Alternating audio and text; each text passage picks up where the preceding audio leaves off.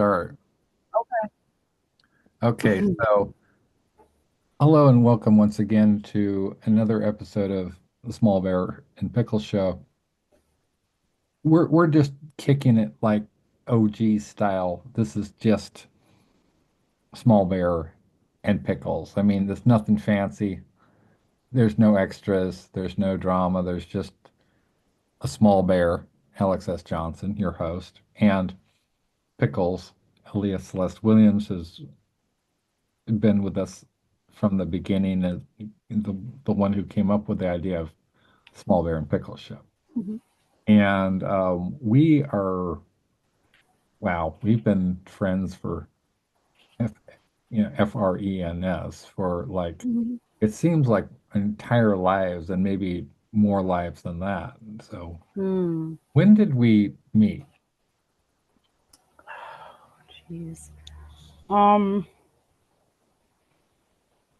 Wow. Good question. First Small Bear and Pickles encounter.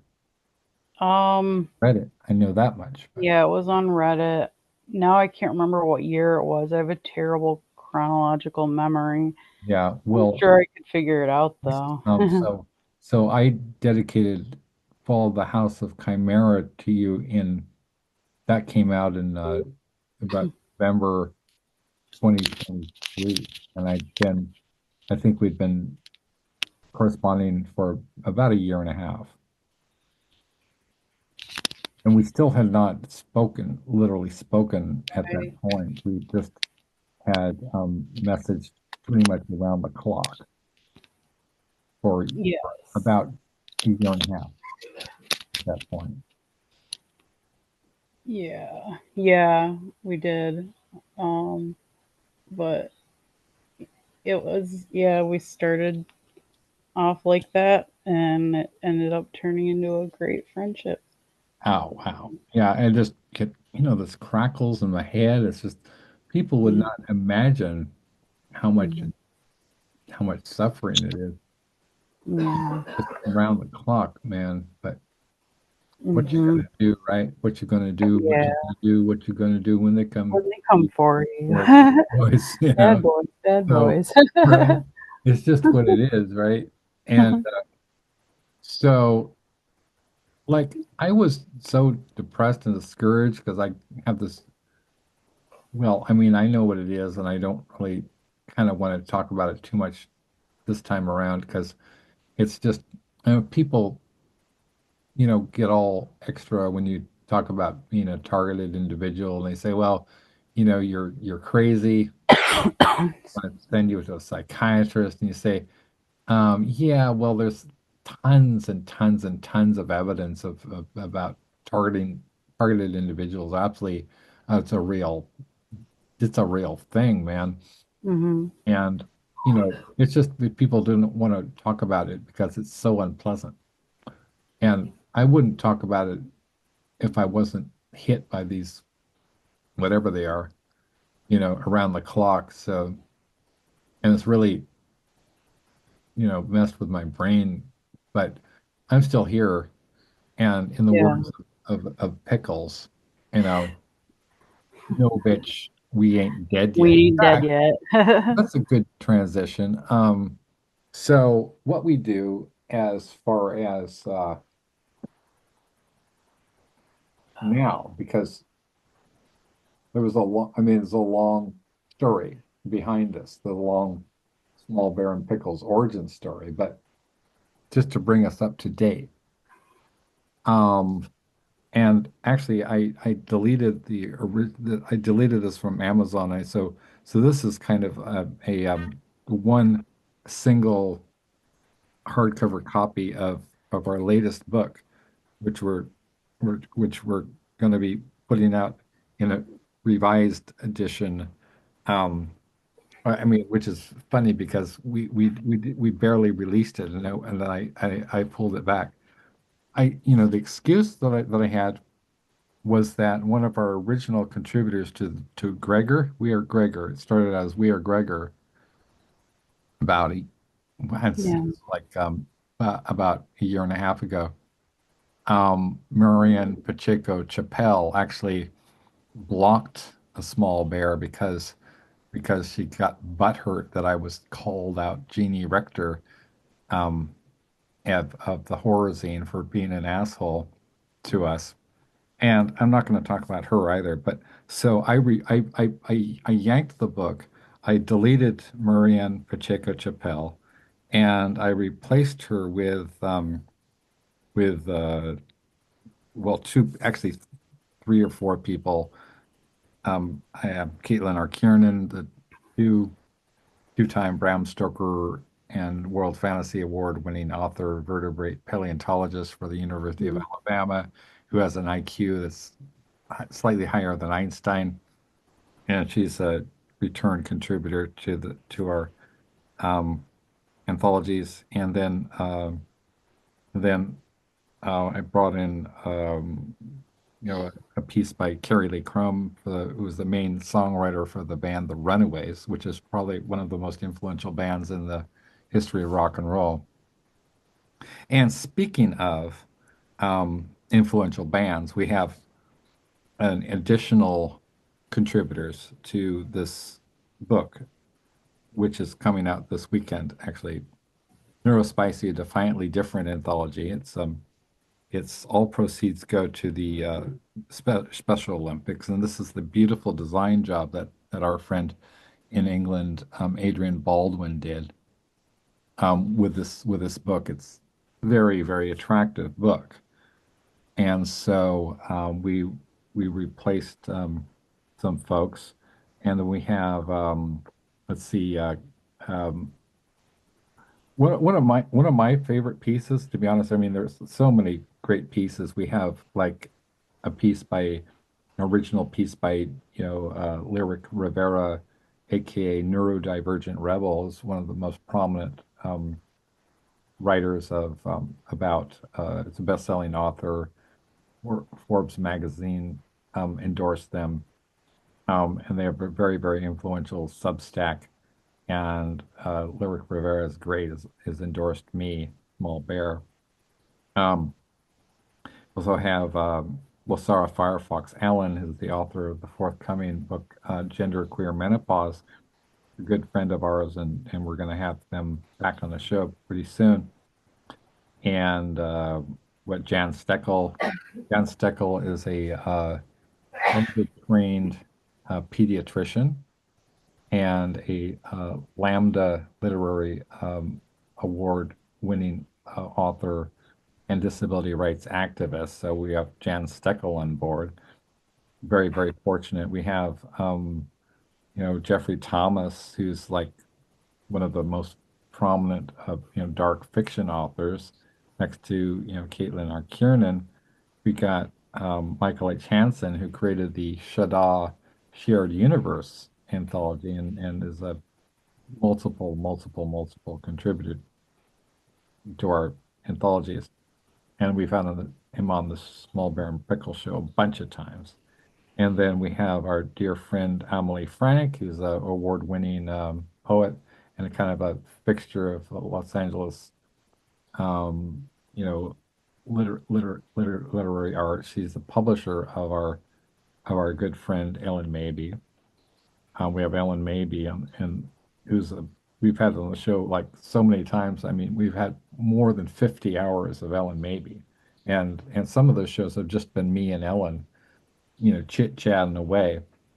Um, and Ellen Mabey is, known for so many things, but she wrote this book called "The Cowardice of Amnesia," put out by 21361 Press. That's Henry Rollins, the Henry Rollins.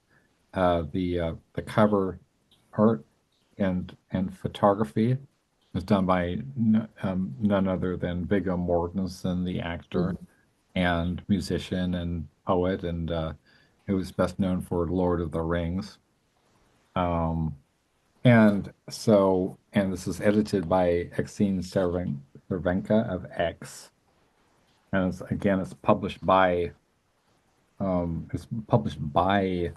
Henry Rollins, and it was and among among Ellen's many claims to fame. She's a dear friend of ours and just a beautiful human being, very, very soulful person. And she's collaborated with people like, Grammy Award winning um, musician Jackson and Brown, who wrote, Lives in the Balance and Running on Empty. You know what I mean? Lee Mhm. Jackson Brown. So people Yeah. like Jackson Brown endorse her, and she endorses me. We have so many wonderful people in our roster of contributors to Nocturnicorn Books, which really I could not do it without Pickles. I mean, Pickles Mhm. is kind of like the backbone of. I know that Thank you. both Pickles and I kind of are on the struggle bus with disability, and we have multiple disabilities.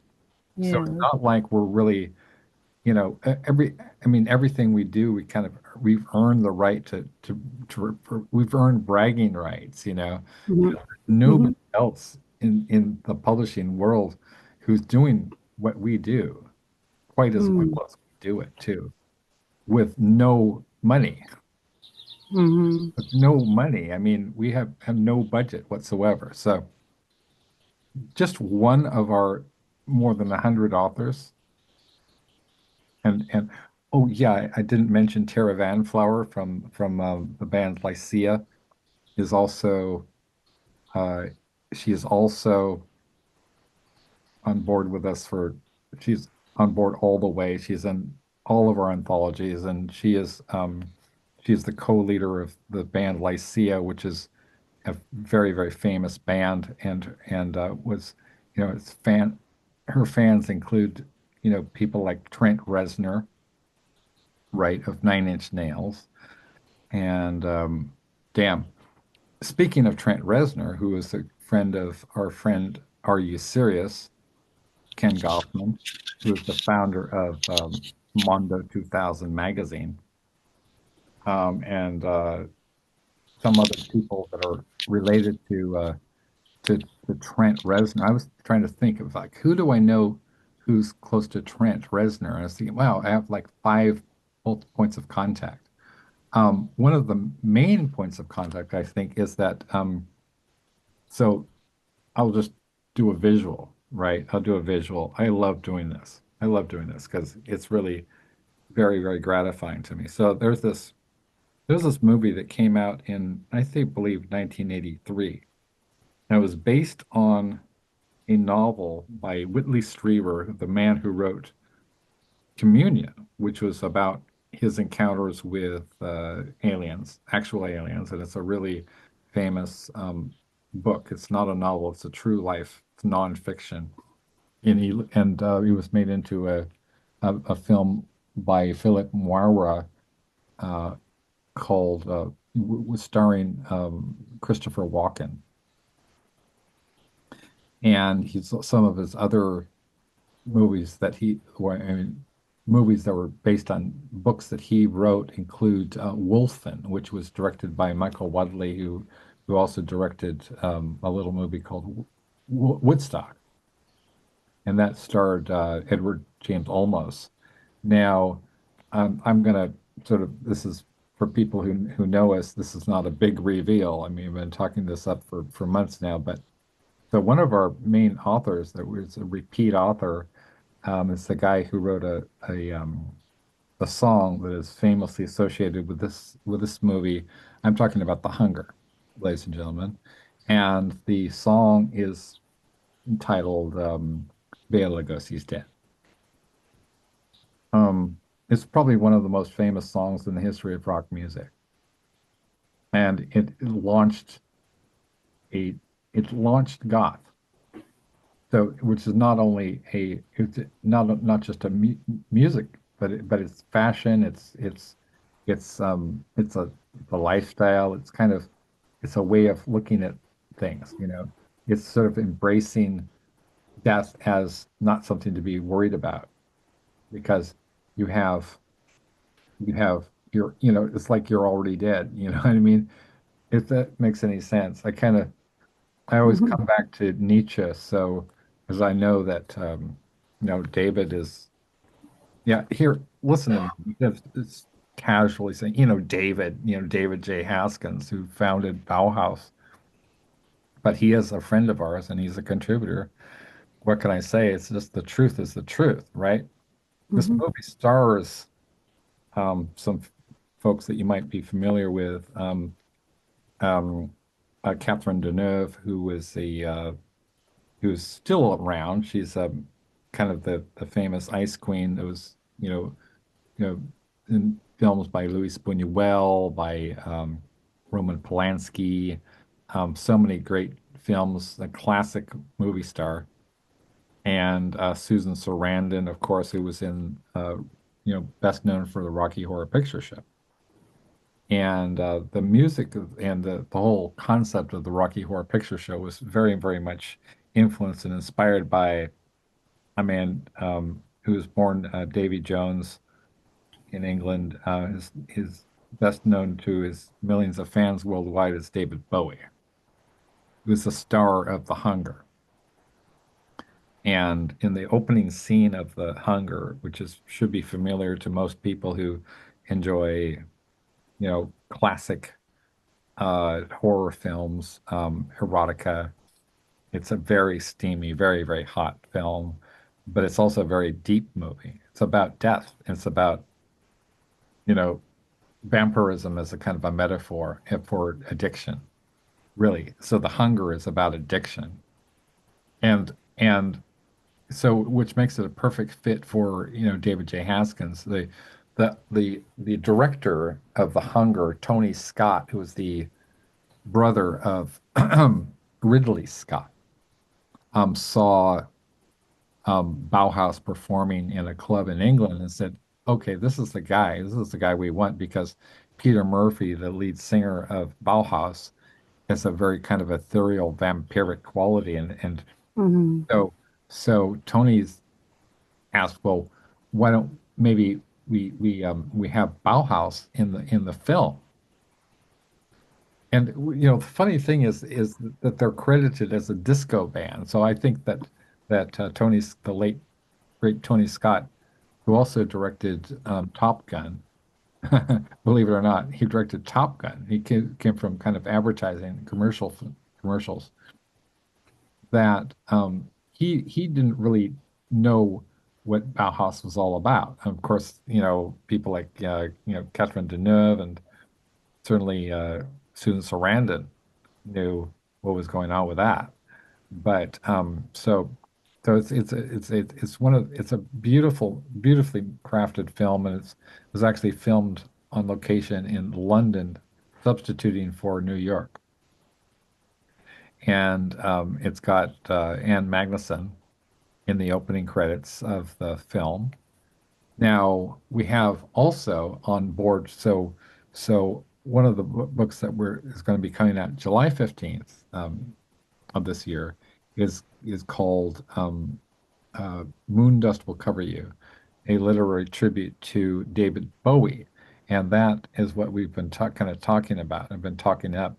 We just got on board a woman who's quite should be quite familiar to fans of the occult and people who are into goth culture and underground culture.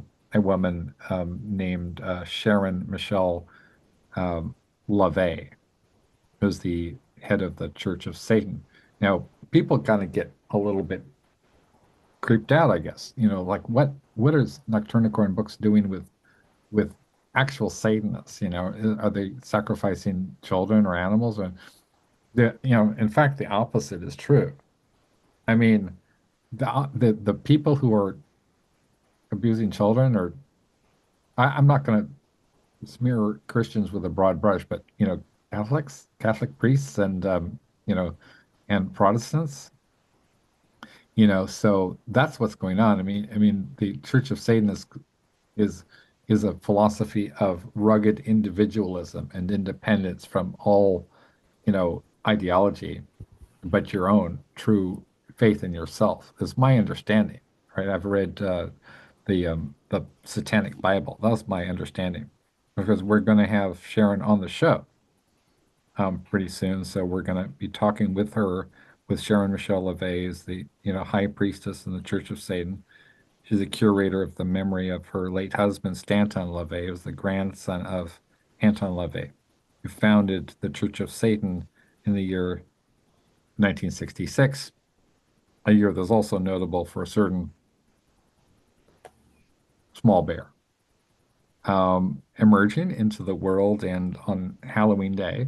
So I was born on Halloween Day, 1966. So that's a very famous year for some people.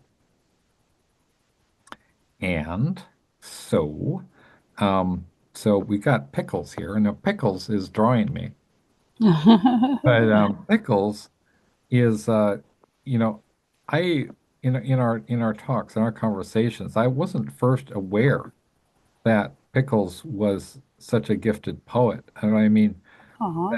that she said, "Oh yeah, I write poetry too." And I was like, "Okay, so." Which is cool because everybody writes poetry, right? I mean, most people write poetry and they've got some verses, and they that they'll share with family or whatever, and usually it's quite bad. I mean, I'll just be bluntly honest. Like most people's poetry is bad because vast majority of people do not read poetry or understand it, and they don't like to put in the extra effort to understand. Now, I was a I was a professor, a college professor, a small bear taught college. I taught at, California State University, Dominguez Hills, and I taught at Marymount University for many years. And I also taught developmental communications, which is basically for, people who have some that have learning disabilities, some of them have, you know, things like cerebral palsy or aphasia or apraxia or so, or dyslexia or dyscalculia. That is another thing that Pickles and I have in common. We share multiple learning disabilities. So so that is one thing that kind of brought us together. Is like it's a huge relief when not having to explain to somebody. It's like, hey, and I think that this has been a barrier for me with relationships for years, and I was just on the verge of giving up completely. I met Pickles when I was like Aw. 50 something years. I mean, in my 50s. I'm 58 now. It's in like 58, like 55 years old when I met her, so that's Yeah, that middle sounds middle age, that's getting up there, I'm going to be 60 and, pretty soon. My dad just turned 88. He's yeah. 90. He's going to be in decade if he lives Yeah. that long, he's going to be 100 years old, right? He was born in Mm. 1938. And so we have like this really beautiful family history. I mean, my ancestors on my father's side, they came over in the Mayflower from England, and then my mother's side, we have Josiah Bartlett, who was one of the signers of the Declaration of Independence, Oh, that is so cool. right? And so Oh, yeah. we're like OG, but let's see, my parents on my dad's side, they're Scots-Irish, so they're Scottish. Okay. Immigrated to Donegal, I believe it's called Donegal, Ireland, and then they came over here. So we've got the Irish.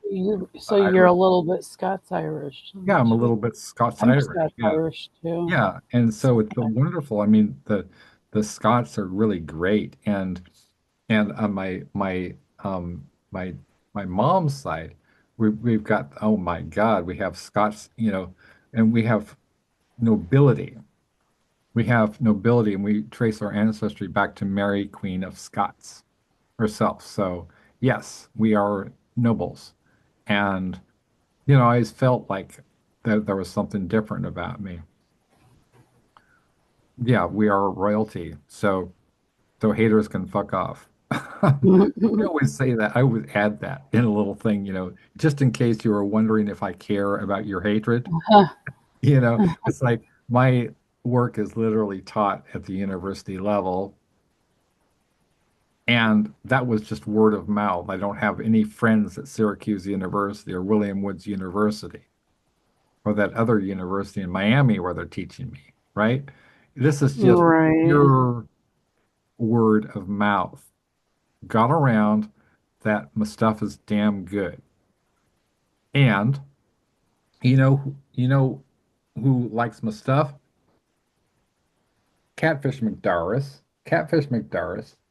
So, for those of you who don't know who Catfish McDarris is um he's a guy who he's been around for many, many years. He's read Shakespeare and Company. He's like he's won many awards and like including the Polonius Monk Award. He was a friend of William S. Burroughs and he knew Allen Ginsberg. And one of his best known things that always work is in the collected, archived at the Marquette University, along with the original manuscript of one J.R.R. Tolkien's Lord of the Rings. So that's Catfish McDarris. He's also a collaborator with me. He's the guy who put together this book called Crying. Actually, there's two it comes in two chapbooks, and this is from Newington Blue Press in Germany. And it's a tribute, it's a 100th year anniversary tribute to Charles Bukowski. The original Prying contained three people, uh, Catfish McDarris, Jack Michelin, and Charles Bukowski. So there are very, very few poets who are household names that even people who don't like poetry recognize Charles Bukowski. And even people who, and I think the reason is quite simple that Bukowski was, he wrote for the people. He didn't, even though his work was collected in, very, very distinguished magazines and anthologies, he wanted to write stuff that the guy, he was a barfly, was a barfly, somebody who hangs out in bars, basically. He was a lifestyle alcoholic. He was a drunk. And most of his life, the vast majority of his life, right? And he was kind of a heroic guy. He is the basis for the character portrayed by David Duchovny on the show Californication. Hank Moody was based on Charles Bukowski. Hank Moody is a kind of like this college professor who's very handsome and brilliant because he's David Duchovny, who also has a master's degree in English from Columbia University. And so he was the basis. And on the show, they had they had cameos, or actually guest appearances, by people like Marilyn Manson, and also somebody I knew quite well, Lemmy Kilmister, the founder and lead man of the band Motorhead. So where do I even begin? So yeah, it was also a close friend of another person who's adjacent to us, Billy Bob Thornton, the actor Billy Bob Thornton, who's our good friend Emily Frank runs Billy Bob's fan club. So, so also, Billy Bob has my novel Bad Sunset in his possession. So, thanks to Emily Frank. And so, um, we cannot talk about the history of Nocturne Corn books without really talking about our friends who are actual friends. And this is, I always think of the song "A Feast of Friends," "Alive She Cried," right? The Doors. Um, and so it's really kind of been, been a surreal trip for sure because never in a million years would I have thought that I would be, just routinely working with such famous people, right? Just it Yeah. blows my mind every day. I sort of like, and the people who not only are friends of ours and collaborators with us, but really are excited about belonging to our Nocturne Gordon Brooks family. It's not like it's a cult or anything. It's a genuine warm feeling, right? It's a warm feeling. People like Sharon LeVay, I mean, is like she said she was really excited about collaborating with us, and she said that I'm a what you call it, a quality individual, a quality individual. So that's very nice. It beats like fuck off and die, right? We've had Yeah. we've had our share of the fuck off and die people, but they're some of them are literally dead now. Yes. Some of them are actually dead, and it's not, it's, I call it karma. I shouldn't laugh, but it's funny because somebody who vowed to destroy me, for years and said the most horrible things about me, over time. What was his name? T.S. Willard. T.S. Willard. Yeah, he and what's her name? Casey Jewell. Yeah, so he vowed to destroy me, and he made some terrible, terrible, terrible allegations about me on social media. Well, he's no longer with us. So, am I sad? Not really. Not really. I mean, I don't want to. There's so many positive things. I just wanted to mention in passing that it's important to like be not be an idiot, and if you're like during a major plague to take the prophylaxis for that plague, which is called the COVID vaccine. And if you're an idiot like the late not so great T.S. Willard, you may die. I mean, it's shocking, right? Shocking that I'm saying these things. Like, oh my God, I'm speaking ill of the dead. Yeah, man. So yeah, I mean, because he wanted me to die. He and Casey Hill and her friend Christopher B. Pelton wanted me to die. And I did not die. I refused that. And I said, in the words of one Aaliyah Celeste Williams, aka Pickles, no bitch, we ain't dead yet.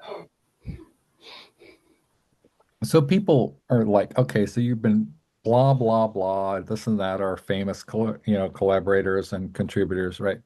When are we going to get to hear some actual literature, man? Well, I have the distinct honor and privilege of being in the presence of the author of this poem, this amazing poem, which starts out the book. Actually, it's Dyscalculia by Ellen Mabey. Um, so this is from Neurospicy, a defiantly different anthology, and so I'm going to read a couple of as Aaliyah Pickles draws me. I'm going to read a couple of the poems and pieces that that start out the book, um, including Pickles. So the first poem is by our dear friend, lovely friend, actress who was in the movie Dancing at the Blue Iguana with playing opposite, Golden Globe winning actress Sandra Oh, as in Sideways, and yeah, she won. I mean, she's won about five major awards, including the Golden Globes. That tells you the level of talent that Ellen maybe represents. This this is about a learning disability that Ellen and I share, and also Pickles shares. It's called dyscalculia, better known as math dyslexia. And this is a poem by Ellen Mabey called Dyscalculia, oddly enough. I have trouble with division, a learning disability. It affects math, also sequencing. When I was tested, they said what I was strong at, I was in the top 90%. What I was weak at, I was in the bottom 3%. nothing in between. I wrote a paper in college. The teacher said it was one of the best things he ever read, but gave me an F because it wasn't the right format. Well, I think that's an experience that a lot of people have had who have special needs, who have learning disabilities, is they struggle with sometimes self-loathing. I know that I've felt very, very bad about myself, and I felt like I was an idiot or something because I can't do math, I can't play sports, I can't, I have trouble with coordination. I have kind of tunnel vision where I'll bump into people who are standing right next to me. I won't see somebody who's standing right next to me. And so people will be like, and people sometimes think I'm rude because I'll be introduced to them and then 5 minutes later I see them again and I don't recognize them. And they're like, what? This really played havoc with my teaching. So to be perfectly honest, I could do really well one-on-one, but when it came to actually uh, interacting with an entire classroom with like 40 some students and having maybe more than 100 students whose work I had to grade and revise and give them feedback and whatever. I mean, it was a really, really challenging for somebody who has a learning disability that you can't really, it's kind of like taboo to talk about that, to be open about that, especially in academic circles. And I felt I found very, very few people among my fellow teachers who even understood what I was talking about. I was open with my classes. I would say, yeah, I have a learning disability. There's nothing to be ashamed of. Have a learning disability means that you simply came into the world with different wiring. There's nothing wrong with your brain. It's it's like it's like you're hardwired for another planet where everything works, you know, and in many ways that planet is far superior to this one. Which is why a lot of neurodivergent people feel that they're actually from outer space because we sure as shit don't belong here or in this timeline. It's a very bad, bad timeline, man. It's one of the worst timelines ever in history. And history is full of things like World War II. But this is one of the worst Yeah. periods of times ever. On the other hand, there's kind of overlapping, if we were like to look at this as an overlapping graph, we'd have on the one hand, we'd have um, one line that would be going up and another line that is kind of overlapping that going down.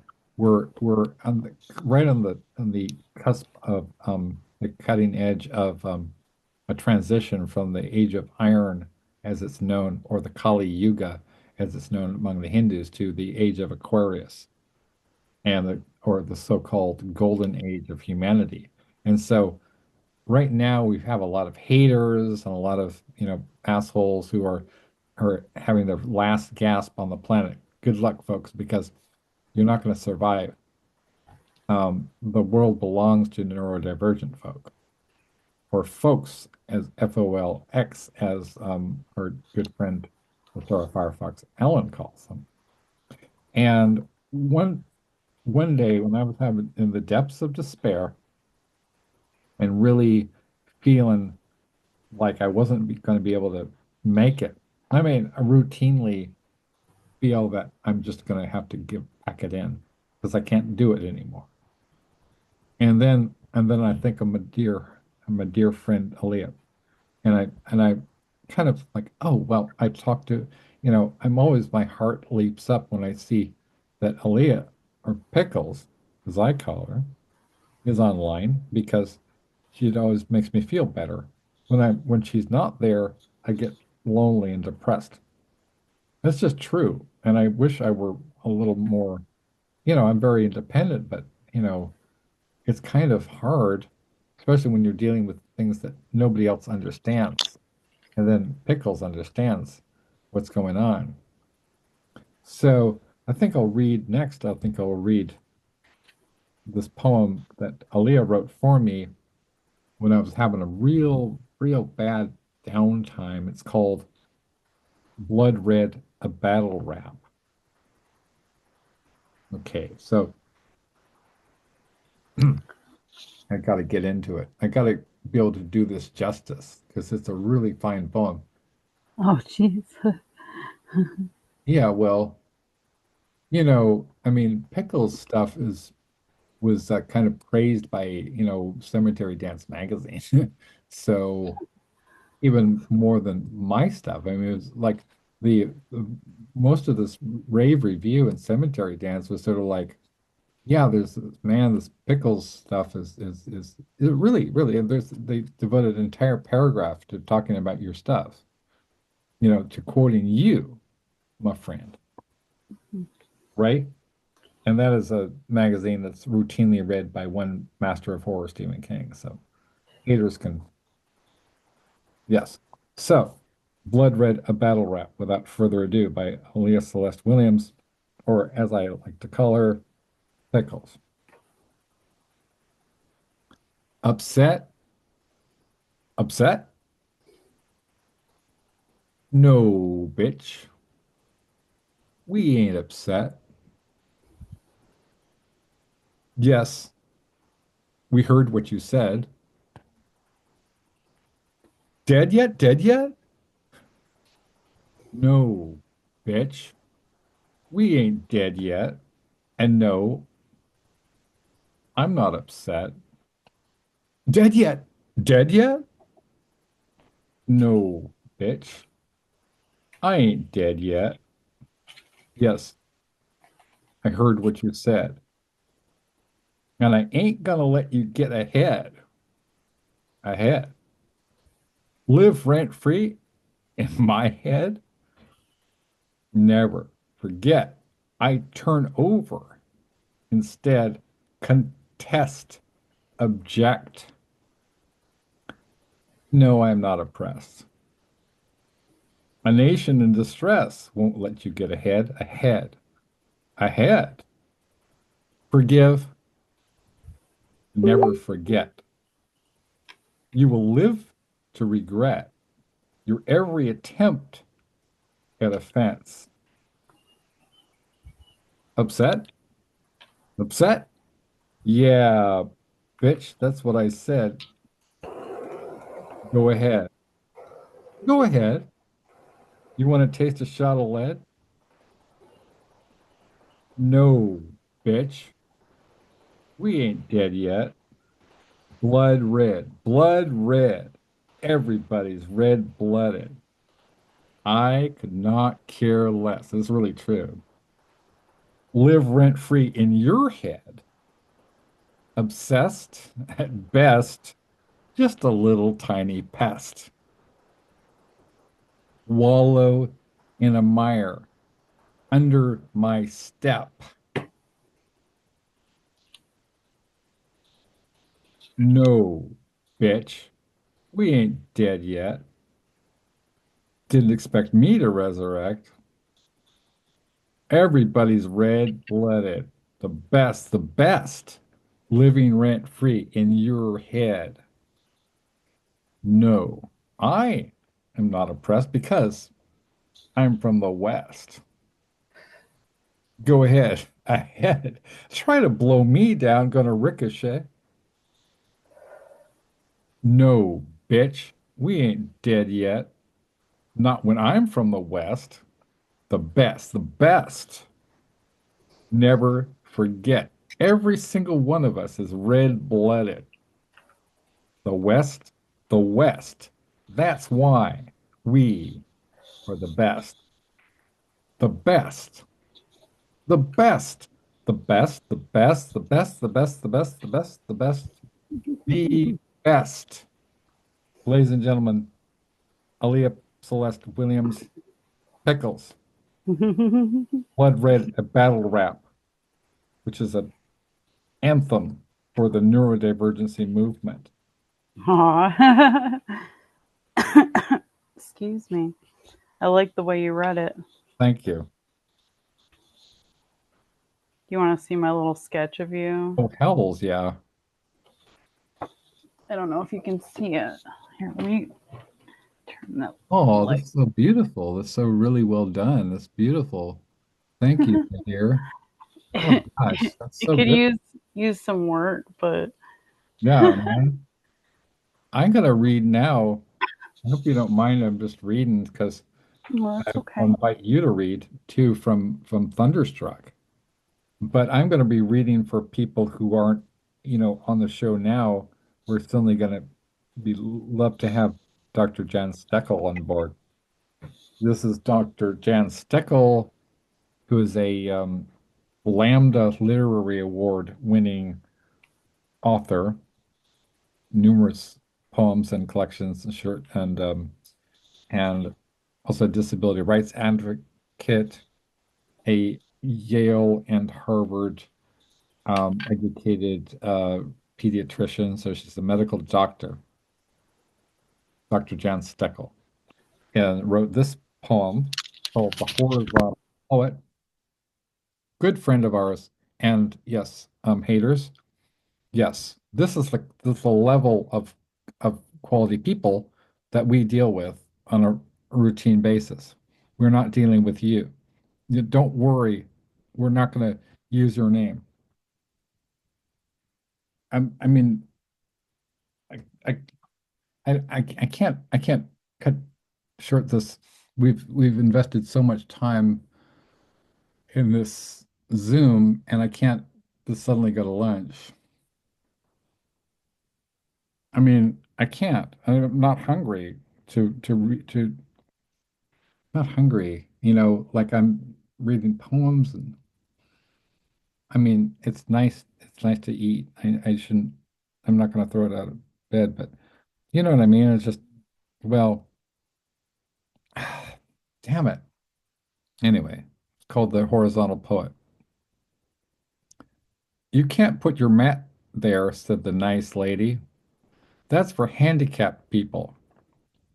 But I'd been promised I could lie down when I agreed to read. How about there? I asked. Oh no, she gasped. Not there. We're filming. You'd be in the picture. God forbid, I muttered, grinning evilly, that a disabled person should appear in any of the pictures. Well, certainly not lying down, she said. Not lying down in public. The way she said it, you'd think I'd asked to have sex in the front of the theater, all through the reading. My legs in the air, my favorite position. The persistent thump, thump, thump of my pumping and humping, rattling the floorboards and shaking the camera, my caterwauling cries obliterating the other poet's readings, my juices a river flooding the floor and soaking the shoes of the audience. I'll lie down on my job, nice lady. I'll do it on the hand hook Turkish rug at the by invitation only living room poetry salon. I'll do it on the independent bookstore's hardwood. I'll get Berber carpet burns in the library lecture room. I'll make listeners hear the person next to them breathe. I'll make your husband unbutton his top button and loosen his tie.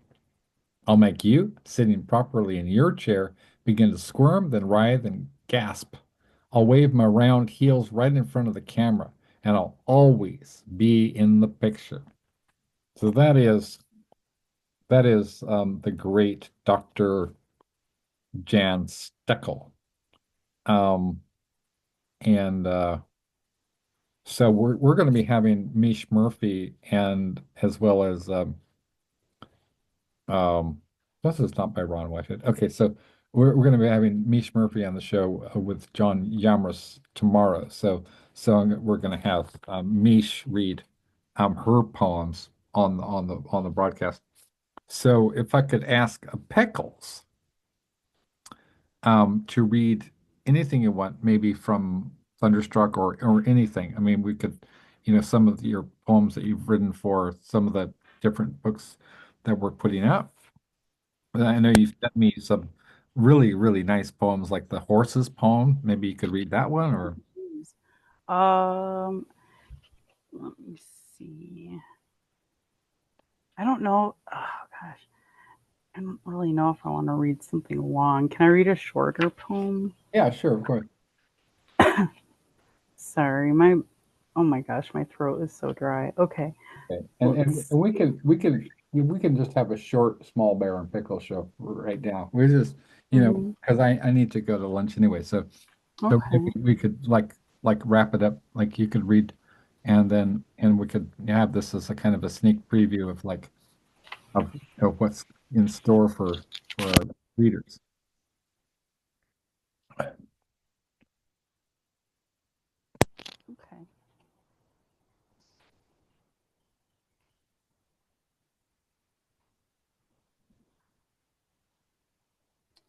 I'm looking for one that's short.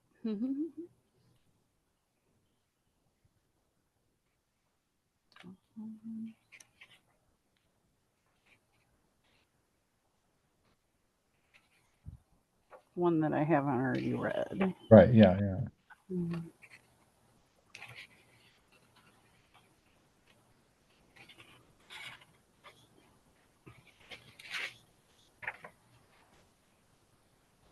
Oh, well, you're looking for that. I wanted to show the people. This is something that I just found in my archives. This is Veronica Comics, which is put up by the legendary Glenn Danzig from the Misfits. Put out this series of kind of erotic comic books, right? Oh, oh, cool. You know Glenn Danzig? Yeah, Yeah, and this yeah, is I like the misfits. erotica that was some of the some of the stories were like our friend Thomas S. Roche and Kevin Andrew Murphy had one of their stories adapted for erotica series. This one has the long-running character Grub Girl by Edward Lee, and this is signed to me by Edward Lee, who's one of the foremost, splatterpunk authors and somebody who's a fucking legend in the field. And I've, I've been had my work, alongside his numerous times, including Blood Songs magazine. Hmm. And I met him in Pasadena, and we talked, had a good time. And this is a letter that he wrote. Alex, the mini series isn't out yet, but here's the second uh, Grub Girl story. Talk to you soon, Lee. So that's Lee, Edward Lee, was the pen name of Lee Seymour. Hmm.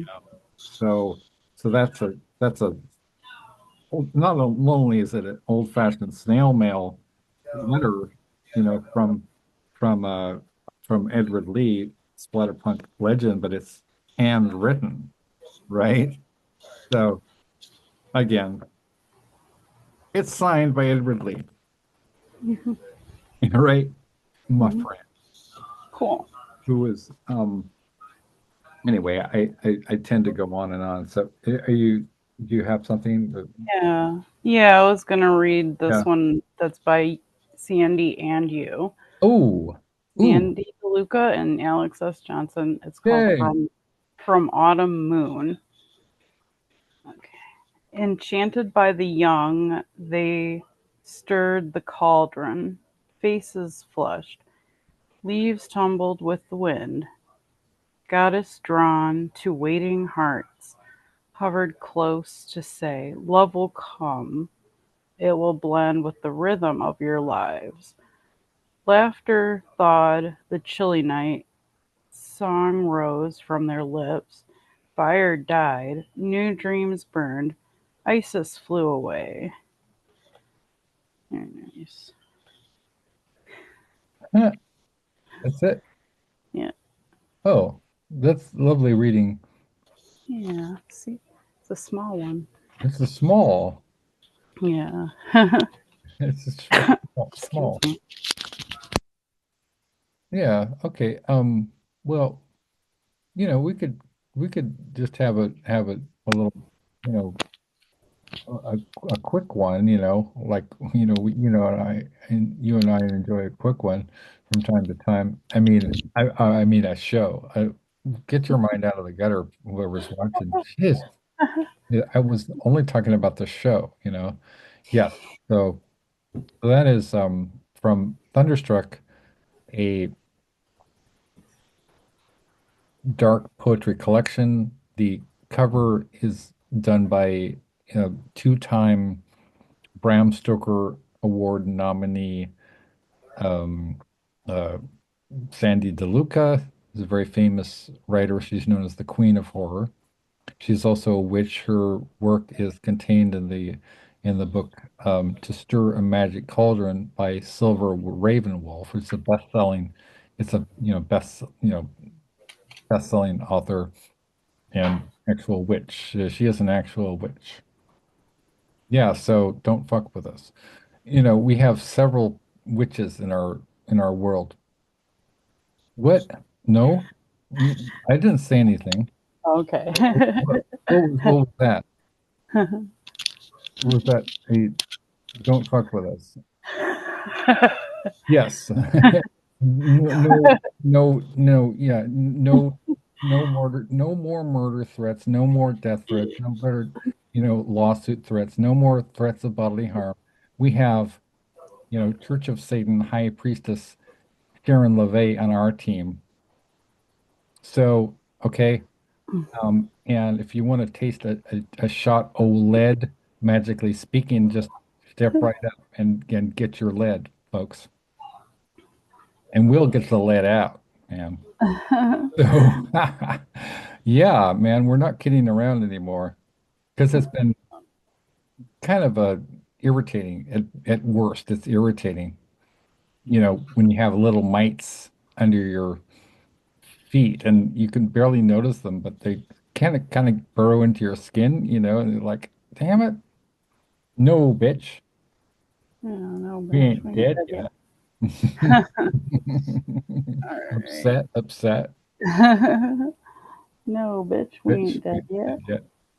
So I think I'll wrap it up and we'll save the talk about prog rock and Jethro Tull and King Crimson and Keith Emerson and Emerson Lake and Palmer and all our favorite Rush and all our favorite bands and Merciful Fate, Iron Maiden, Dio, Black Sabbath, all the stuff we could talk about. We are going to be talking about it. I interviewed all these people, Bruce Dickinson, you know, Ronnie James Dio. I've interviewed, Claudio Simonetti from Goblin, who's the soundtrack composer for, you know, for movies like, Suspiria and Phenomena, which starred um, Jennifer Connelly from the Labyrinth with our friend David Bowie. Yeah, so it's a quite a lot of tasty, tasty, tasty goodness where people are not going to be. I'm going to be kind of. It's like reading an Nocturnicorn books anthology is sort of like having a five-course meal prepared by a whatever, like a cordon bleu chef in Paris. You know, like it's like being catered by Julia. You know, you know um, what's it, Julia Childs or something like that. It's like being featured by Julia Child, right? So all of our anthologies are state of the art. We have some of the most famous creatives on the planet, Hmm. right? I mean, indisputably, indisputably, and a lot of this work that we get is original. The vast majority of the work that we publish is original material, which means we publish primary texts, which is extremely rare for anthologies. And that's because people believe in us and we believe in them. We support everybody, regardless of, whatever gender, race, creed, color, sexual orientation. You know, we uplift you. We're a collective paw. We're positive, all positive energy. and good health to you and my lovely friend Aaliyah Pickles. So, could I have a squeezins? Squeezins. Squeezins. Okay, so the squeezins. And we extend nothing but love to all of y'all. Okay? Nothing but love. This is a love movement, okay? So for All right. I'll Small Bear and Pickles, I'm signing off. I'll see you tomorrow. see you later. All Peace. right. Peace. Okay. Love you, Pickles. Love you too. Okay.